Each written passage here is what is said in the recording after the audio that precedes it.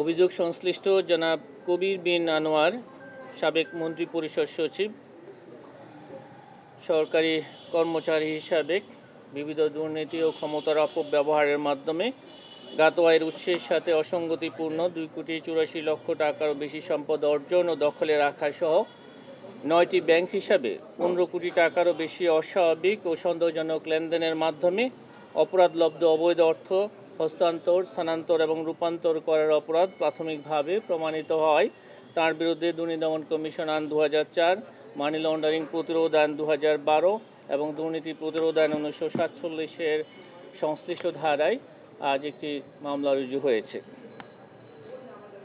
অভিযোগ সংশ্লিষ্ট জনাব তৌফিক আহমেদ, স্বামী কবির বিন আনোয়ার কর্তৃক জ্ঞাত আয়ের উৎসের সাথে অসঙ্গতিপূর্ণ 4,53,00,000 টাকারও বেশি সম্পদ অর্জন ও দখলে রাখা সহ 6টি ব্যাংক হিসাবে 7,78,00,000 টাকারও বেশি টাকা এবং $22,280 অস্বাভাবিক ও সন্দেহজনক লেনদেনের মাধ্যমে অপরাধলব্ধ অবৈধ অর্থ হস্তান্তর, স্থানান্তর, রূপান্তর করার অপরাধ প্রাথমিকভাবে প্রমাণিত হয়েছে। অভিযোগ সংশ্লিষ্ট তৌফিক আহমেদের স্বামী জনাব কবির বিন আনোয়ার সরকারি কর্মচারী হিসাবে দায়িত্ব পালনকালে ক্ষমতার অপব্যবহারের মাধ্যমে তার নিজ অবৈধ অর্থকে বৈধ করার অসৎ উদ্দেশ্যে তার স্ত্রীর নামে বর্ণিত সম্পদ অর্জন ও দখলে রাখতে সহায়তা করেছেন। এই কারণে তাদের দুজনের বিরুদ্ধে দুর্নীতি দমন কমিশন আইন 2004, মানি লন্ডারিং প্রতিরোধ আইন 2012 এবং দণ্ডবিধির সংশ্লিষ্ট ধারায় আরও একটি মামলা রুজু করা হয়েছে। অভিযোগ সংশ্লিষ্ট জনাব মোহাম্মদ আব্দুস শহীদ, সাবেক সংসদ সদস্য, মৌলভীবাজার 4, সংসদ সদস্য হিসাবে দায়িত্ব পালনকালে বিবিধ দুর্নীতি ও ক্ষমতার অপব্যবহারের মাধ্যমে 7,72,00,000 টাকারও বেশি জ্ঞাত আয়ের উৎস বহির্ভূত সম্পদ অর্জনপূর্বক ভোগ দখলে রাখায় এবং নিজ ও তার প্রতিষ্ঠানের নামে বিভিন্ন ব্যাংকে পরিচালিত মোট 18টি হিসাবে 26,93,00,000 টাকারও বেশি সন্দেহজনক লেনদেন করে উক্ত টাকা হস্তান্তর, রূপান্তর এবং স্থানান্তর করার অপরাধে তাঁর বিরুদ্ধে দুর্নীতি দমন কমিশন আইন 2004, মানি লন্ডারিং প্রতিরোধ আইন 2012 এবং দুর্নীতি প্রতিরোধ আইন 1947-এর সংশ্লিষ্ট ধারায় আরও একটি মামলা রুজু করা হয়েছে।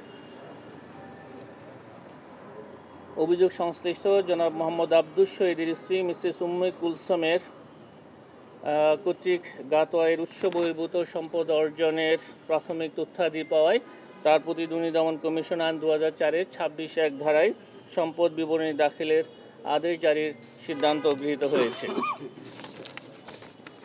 আপনাদের সকলকে অনেক ধন্যবাদ। জানতে পারি মাননীয় দিদি সর্বশেষ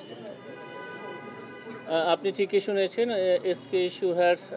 এসকে সুরের বিরুদ্ধে একটা তার ধানমন্ডিস্থ বাসায় আমাদের তদন্ত দল অভিযান পরিচালনা করছেন। অভিযান এখনও চলছে।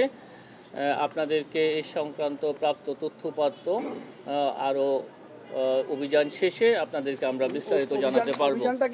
গ্রেপ্তারের উদ্দেশ্যে এখানে গ্রেপ্তার আছেন, এখানে তার বাড়িতে তল্লাশি করার জন্য গিয়েছেন। প্রথম অংশে যেটা যে প্লট দুর্নীতির বিষয়ে ইতিমধ্যে মামলা রুজু হয়েছে এবং এই সংক্রান্তে ইতিমধ্যে তদন্তকারী কর্মকর্তা নিয়োগ করা হয়েছে। তদন্তকারী কর্মকর্তা আইনানুগভাবে যে কার্যক্রম গ্রহণ করা প্রয়োজন সেটি করবেন। দ্বিতীয় অংশ যেটা যে সাইমা ওয়াজেদ পুতুলের যেই নিয়োগ সংক্রান্ত বিষয়ে এটা অনুসন্ধান কার্যক্রম শুরু হয়েছে। অনুসন্ধান দল ইতিমধ্যে তাদের কার্যক্রম শুরু করেছেন। অভিযোগ প্রমাণে সহায়ক যে সমস্ত দালিলিক প্রমাণাদি প্রয়োজন সেই সংক্রান্ত তথ্যাদির জন্য তারা তাদের কার্যক্রম করবেন। যেখানে যেখানে থেকে তথ্যাদি পাওয়া যাবে সেই সব দপ্তরে পত্র যোগাযোগ করবেন, ঘটনাস্থল পরিদর্শন করবেন। অভিযোগ প্রমাণে সহায়ক যারা থাকবেন তাদের সকলকে তাদের বক্তব্য গ্রহণ করা হবে। এই বিষয়ে আমাদের তদন্তকারী দল বা যে ক্ষেত্রে অনুসন্ধান চলছে অনুসন্ধানকারী কর্মকর্তা তারা এখতিয়ারবান, তারা ফৌজদারি কার্যবিধি অনুসরণ করে যে যে পদক্ষেপ নেওয়া প্রয়োজন হবে সব কিছুই করবেন। সব কিছুই আপনারা দেখবেন, একটু অপেক্ষা করেন, আপনারা পর্যায়ক্রমে সব কিছুই আসবে এবং আপনারা যা কিছু হবে আপনাদের সেগুলি আপনাদেরকে অবহিত করা হবে। ধন্যবাদ।